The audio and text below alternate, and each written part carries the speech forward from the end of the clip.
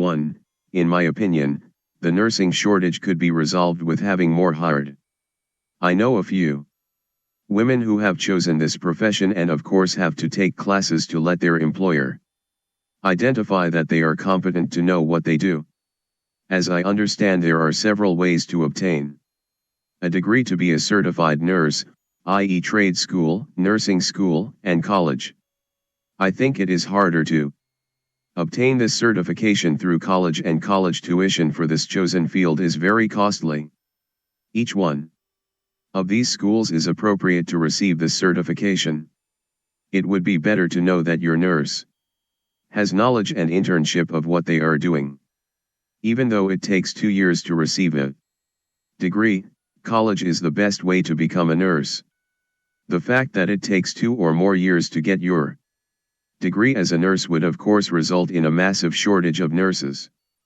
I do not believe government could do anything to relieve the shortage otherwise providing more jobs or demands.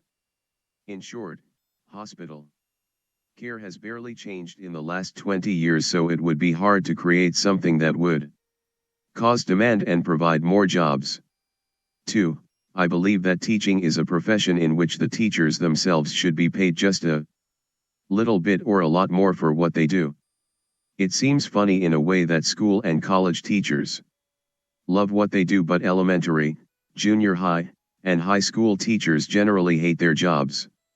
To get to the point, preschool children have pretty much no idea that they go to this institution but are interacting and learning. College students want to be in school. They are not forced, like as in from grade 112. The only problem with college students, especially the young ones, is they think that they know the world and everything that encompasses it. If they knew everything, well, why are they in school? Makes you wonder. That is the only difficult part, as I've seen that college professors or doctors have with their students. We all know the rambunctious, rebellious teenagers who journey through middle and high schools who basically do not want to attend and want to live life their own way. Makes it very difficult for teachers to do their job and actually enjoy it enough to continue their profession. Now, if the government could eliminate the rebellious adolescents, which is impossible, or as I mentioned before in the nursing shortage, create more jobs or classes for the teachers to teach, or even gave them the proper pay they deserve, I would think more and more people would consider being a teacher than a soldier. 3. Well, if the people voted concealed weapons, I don't see how it could be wrong. I know the crazy gun nuts hide behind the Second Amendment and say we have the right to bear arms anyplace, anywhere, anytime, and as the ever so sickened with dementia actor/activist Charleston Heston said, "From my cold dead hands, I see no problem with the bearing of rifles and pistols in the home, safely away from children, of course, as a form of deterrence and self-defense. Kansas in the 20th century is not the Wild West. To bear arms anywhere would be, at least to say, a bit dangerous, wouldn't you think?"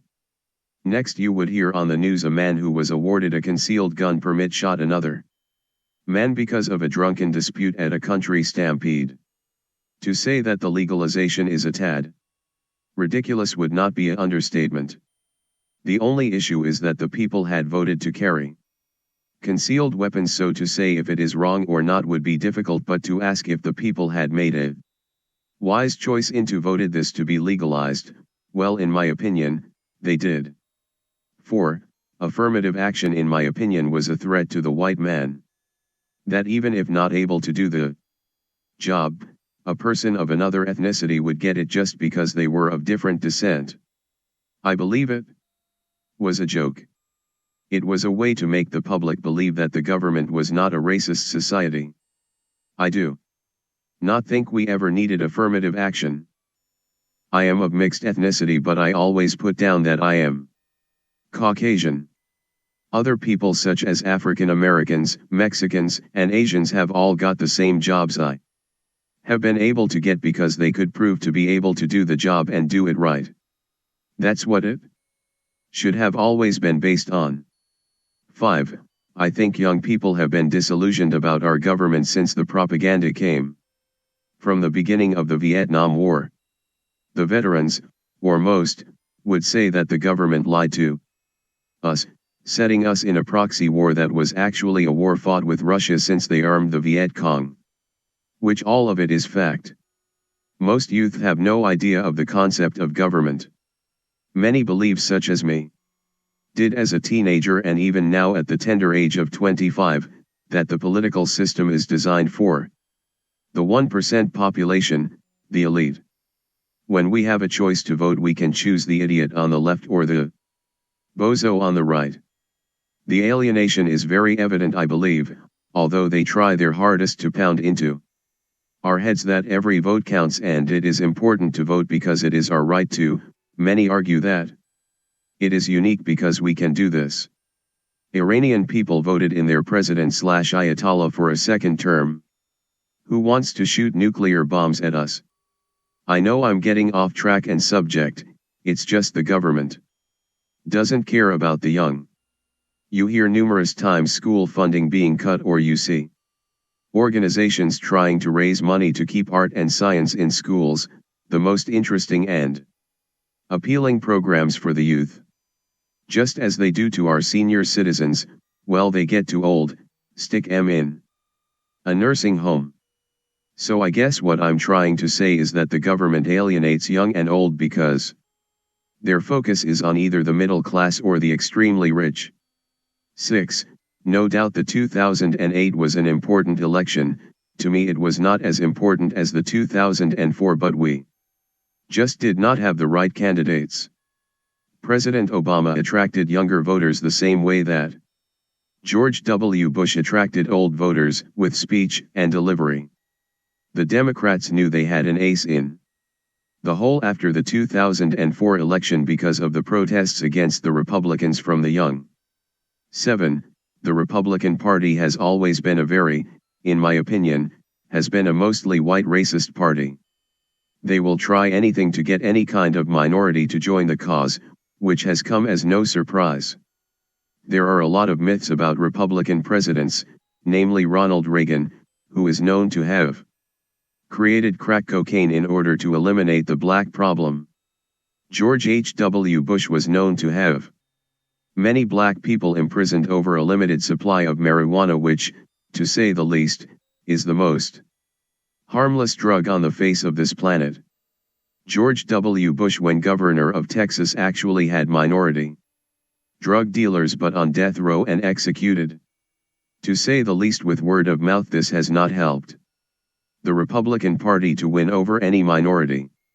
George W. Bush as presidential administration wanted and planned on building a fence to keep Mexicans from crossing the border, which goes against the WHO ideology of the American society, and maybe is a little disillusioned himself that his ancestor, John Howland, a person I am also descended from, came over as a slave on the Mayflower.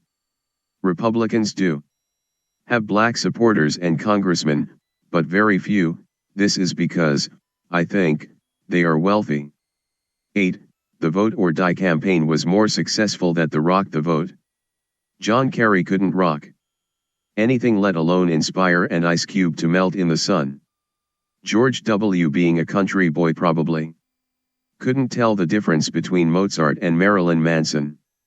In my opinion, the Vote or Die campaign didn't really swing voters to vote.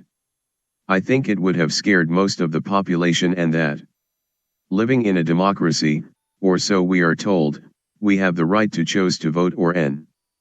Young people, they feel like things aren't getting better. All this talk, all these speeches, all these conventions, all these parties, it all sounds good. If Puff Daddy came to me with a gun and made me force to vote, would go against the ideology of America, and I probably would have snatched the gun away from him and beat him with it anyway, citing self-defense against an obviously deranged man trying to get me to vote when I have the right not to. It was, however, very successful to young voters by drawing in a celebrity, and one that has been in public spotlight for many years. I would say most 18 to 20-year-olds had response to this because of that. The main reason to vote or die was to get the Democrats back into the Oval Office. President Obama, not being a POW, or someone who could possibly suffer from shell shock syndrome, needed to be elected.